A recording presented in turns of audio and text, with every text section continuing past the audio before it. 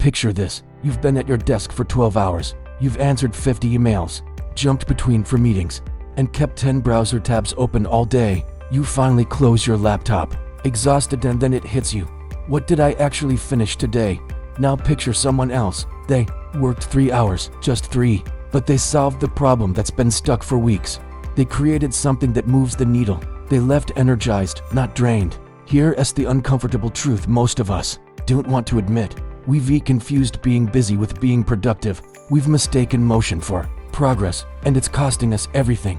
By the end of this video, you'll understand why 1 hour of the right kind of work can outperform an entire day of the wrong kind. More importantly, you'll know exactly how to access that multiplier effect yourself. Let's dive in.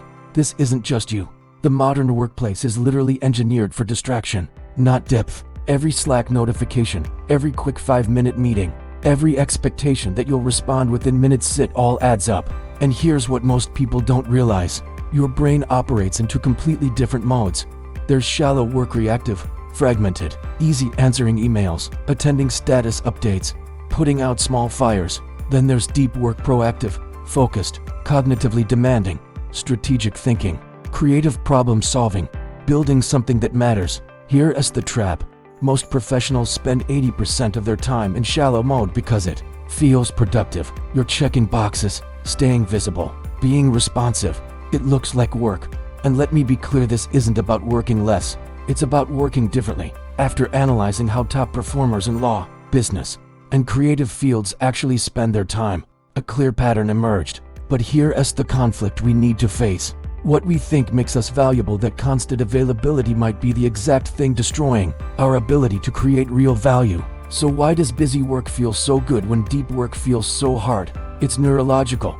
Every email you send, every task you check off, your brain gets a tiny dopamine hit, a little reward. Busy work is immediate gratification.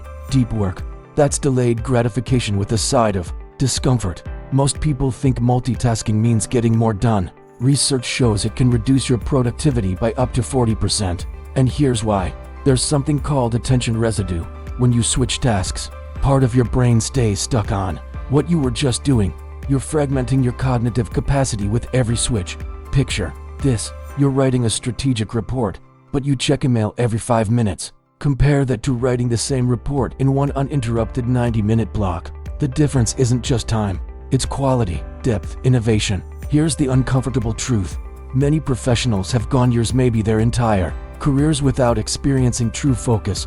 They've forgotten what their brain is actually capable of producing. And the cost? It's not just lost productivity. It's missed promotions, creative breakthroughs that never happened, and competitive advantage handed to someone else. So what's actually happening in your brain during deep work versus shallow work? When you enter deep focus, you activate completely different neural networks. Networks that allow for complex problem solving, pattern recognition, and creative synthesis that's literally impossible in fragmented states.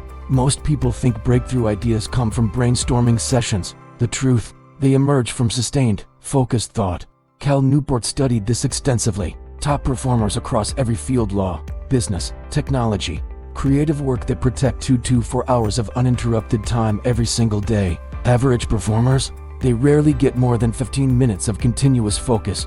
And here's where it gets interesting. The flow state multiplier. When you achieve true deep focus, you can accomplish in 1 hour what might take 5 to 8 hours in a distracted state. Not because you're working faster, because your brain is processing information at a fundamentally different level.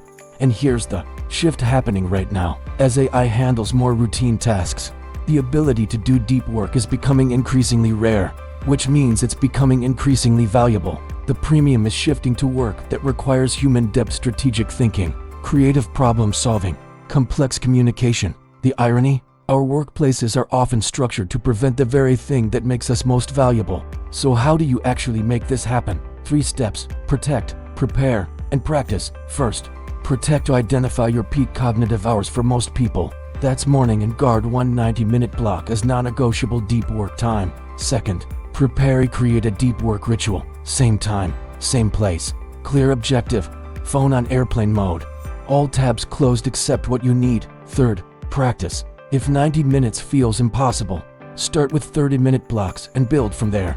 Here's your decision filter. Before saying yes to any meeting or task, ask yourself, does this require deep work, or is this shallow, reactive work? Schedule all that shallow work in designated afternoon blocks. And here's your challenge.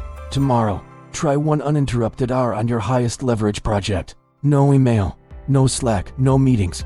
Then compare what you produce to your usual day. The difference will surprise you. Look, I know how hard this is.